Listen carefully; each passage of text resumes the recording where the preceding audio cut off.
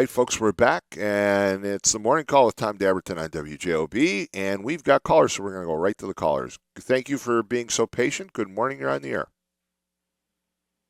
Hello? Well, you know me. I'm Mr. They call me Mr. Patience.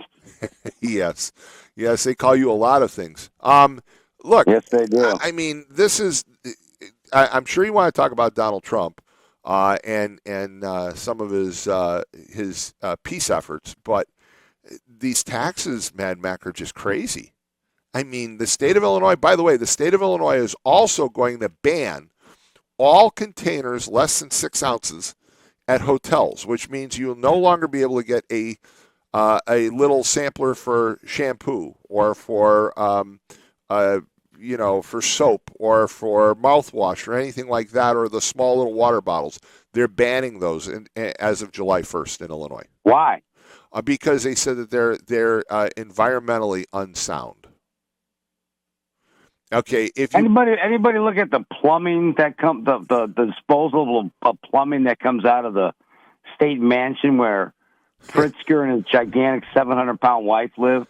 Yeah, what do you think that is? Where they took the toilets out so that they wouldn't have to pay for the improvements? Yeah, I Hey, agree. now, allegedly, no, that was the place, it was right up in Chicago. Allegedly, though, that case, although it was, I don't know if it was dismissed, it just wasn't, I guess, pursued. Yes. I guess it's been brought and made active again against him. It hadn't been pursued. I guess they've reconstituted the case now, but I don't even want to think about him and the damage he could do to plumbing. You're right.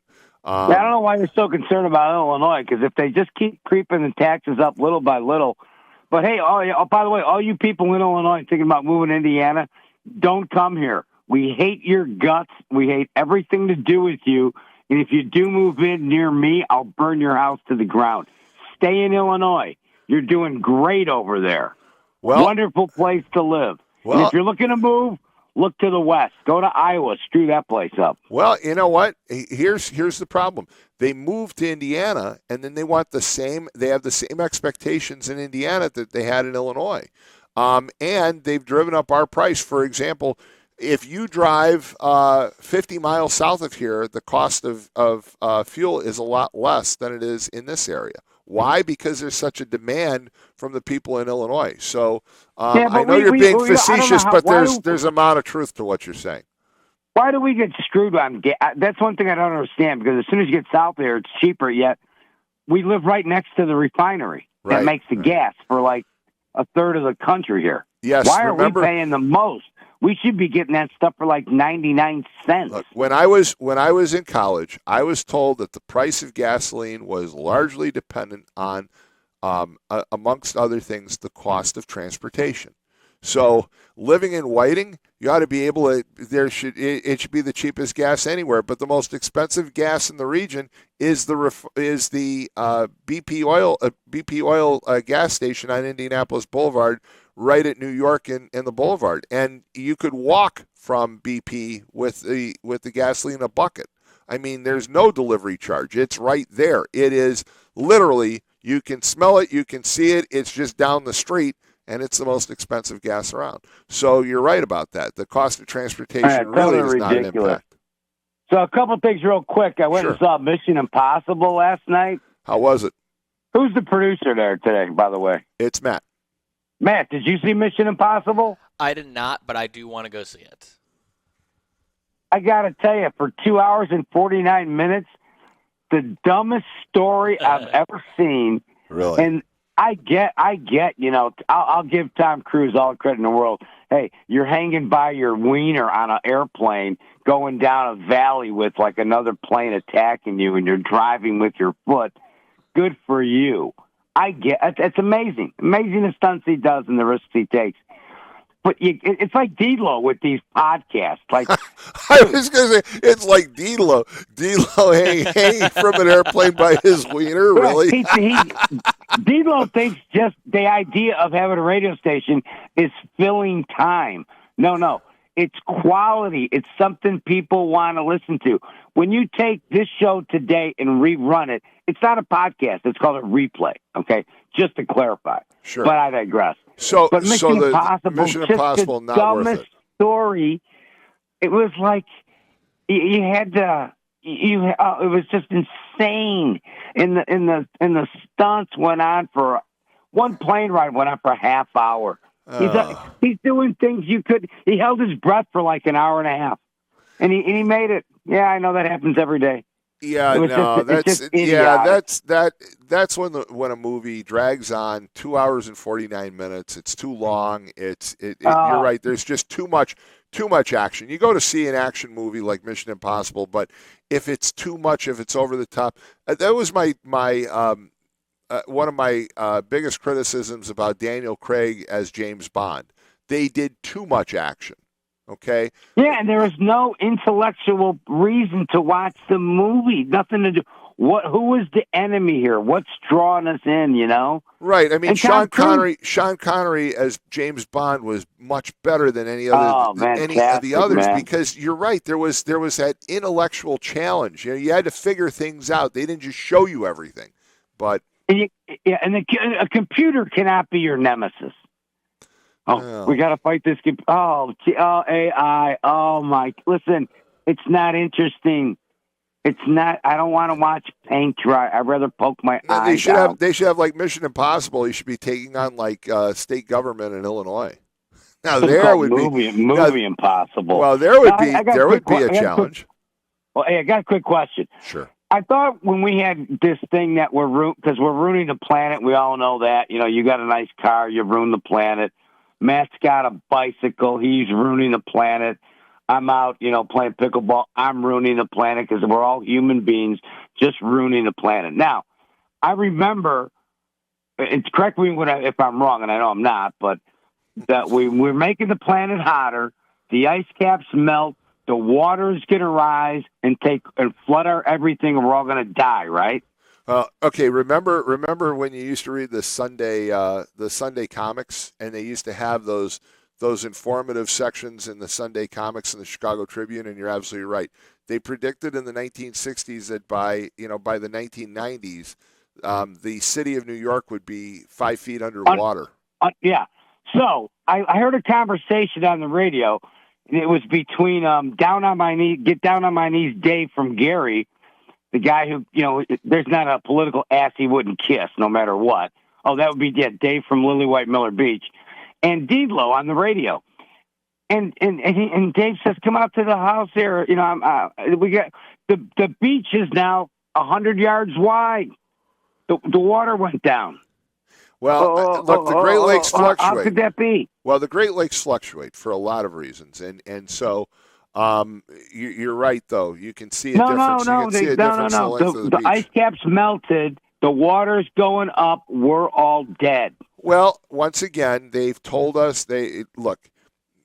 We were raised with this idea of constant fear, right? We were told this was going to happen, that was going to happen, nuclear war was going to happen. You're going to have the ice caps were going to melt, the ozone, the hole in the ozone, all of these things, and we were told that by 2020 we weren't going to exist. Well, it's 2025, we're still here, and the fact that they covered the heat dome the last few days as another example of global warming. But the fact is that the heat dome that existed basically wasn't nearly as threatening as some of the historical numbers that existed. For example, in Chicago, if you go back to the 1930s and 1950s, it was much hotter.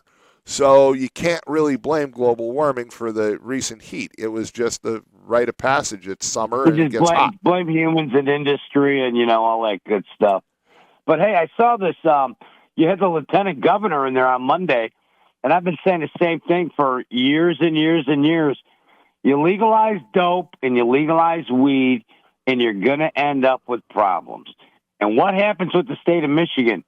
Their expenses to cover the incidental costs and the negligence that results from overusage and irresponsible people, which is it's 100% of the Democrats for sure, using drugs.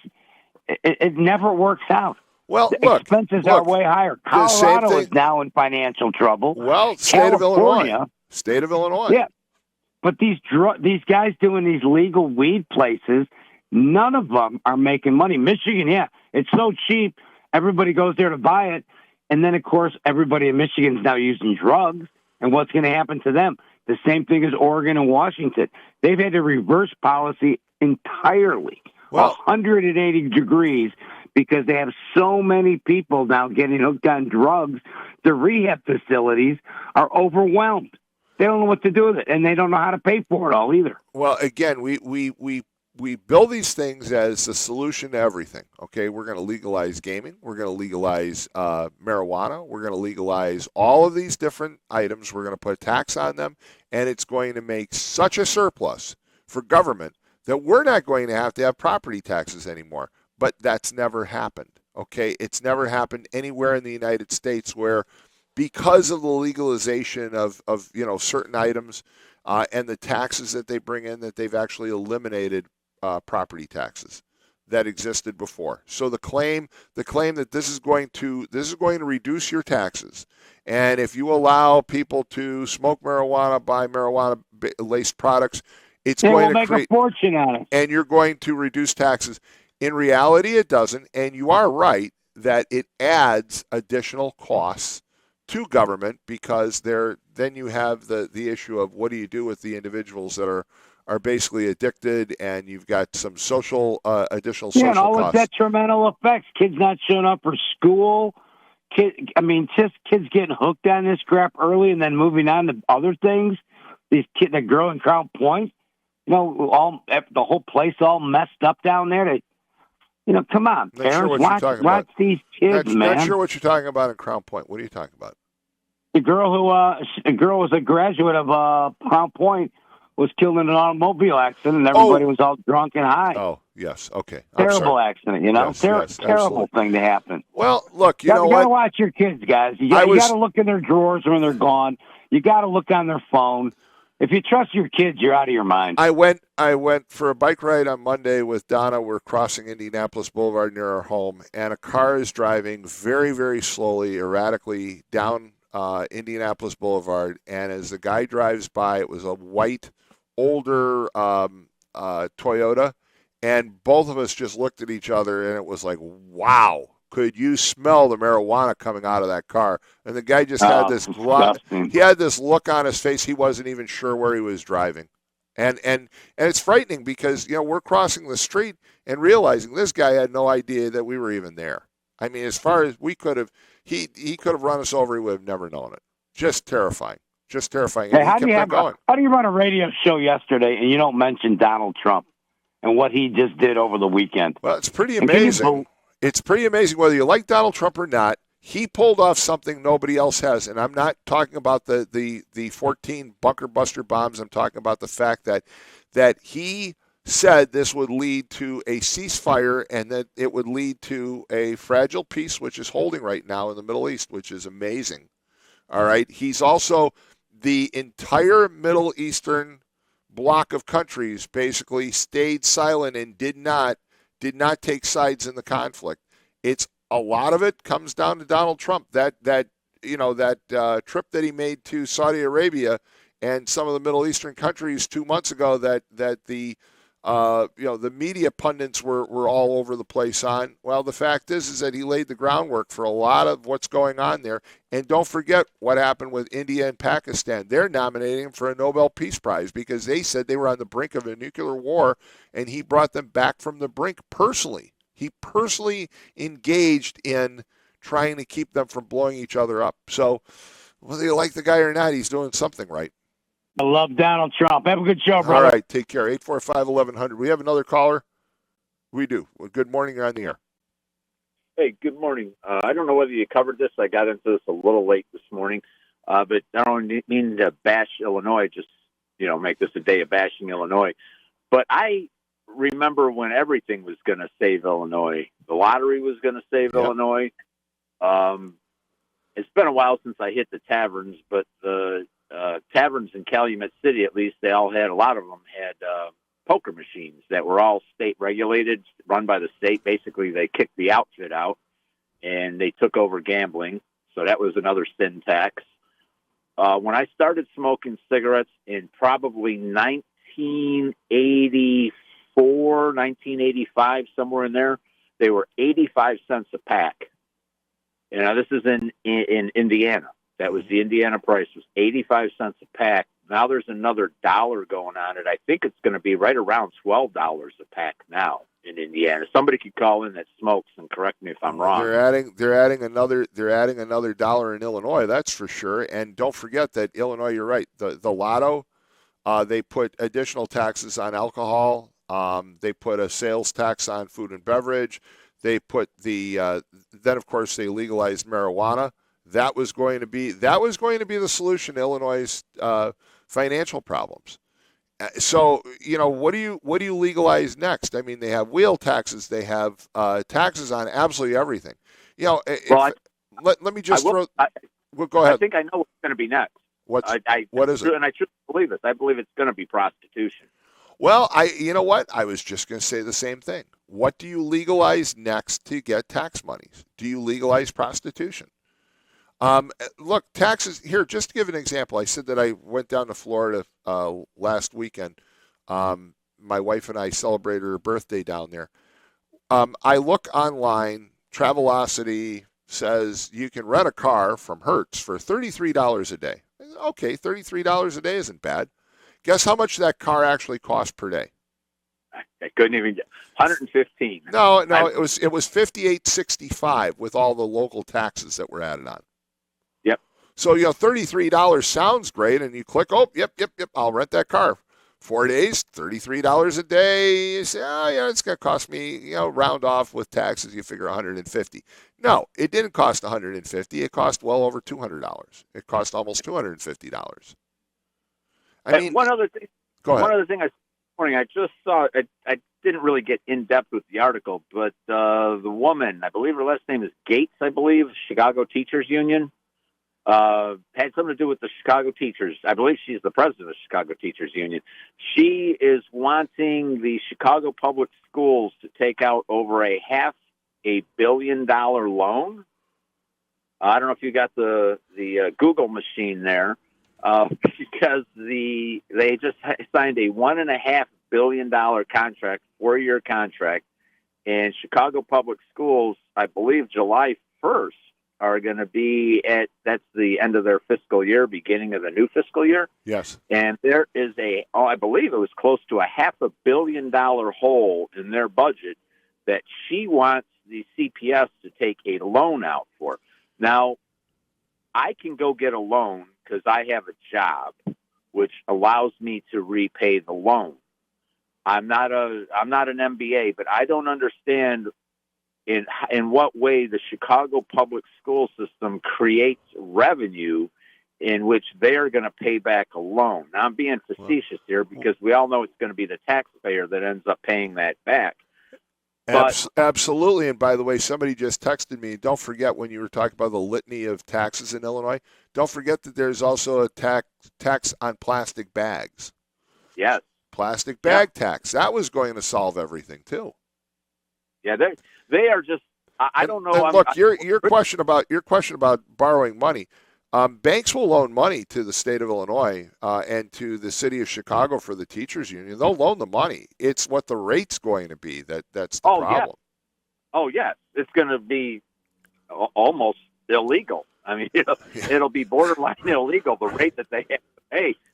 They will always lend them the money, but at some point, the state of Illinois is going to find itself literally at a point where nobody will lend them money because the rate is going to be so high. There's no way they'll ever get it back. And don't forget when you go to borrow money at those quick payday loan places, you pay a tax on that too. Yeah, well, even the quick payday loans are going to tell the state of Illinois to go pound sand pretty soon because they're not even going to be. The state of Illinois will not even have the title for a 1986 Chevette to bring in as collateral. It boggles my mind that this is even happening. There was one politician, I read an article over the weekend, that the state of Illinois is now at the point where they almost literally have to amend the Constitution to change the pension laws. And they never will. And they never will. And that is really what has to happen. In my opinion, one of many things that probably has to happen because there is no way in the world they are going to meet those obligations take out $500 million loans just to keep what they have going today prodding along. I mean, it's a death spiral, and it's not fun to watch because they are our neighbors, just to the west. And just kick the can down the road and let Joe and Matt and Adriana and their generation pay for all of this. J.B. Pritzker deserves the third term. I guess he's going to announce that he's running for a third term. Right. And I think just to be kind, I don't even think that anybody is going to primary him. I don't know why you would. I don't know why you would put yourself into that position, either as a Democrat to run against them. I don't even know if the Republicans will put up a token candidate. I guess they sort of have to, because when they start going over these numbers, I mean, JB is going to tell everybody everything's fine. We're balancing our budget. We're doing this. Really, none of that sort is actually happening. And I keep coming back to the Chicago Public Schools want $500 million. What source of revenue are they going to have other than the taxpayer to pay it back? The money is, how many people have left Chicago? I know people are moving there too, but so again, the state of Illinois will find a way, as you said before, to generate the repayment of those loans. But what the cost of those loans are, and the fact that we just keep on kicking that debt down the road, just like we do at the federal level, is just mind-boggling. Hey, thanks. Go ahead. Real fast, and we got to go to a break.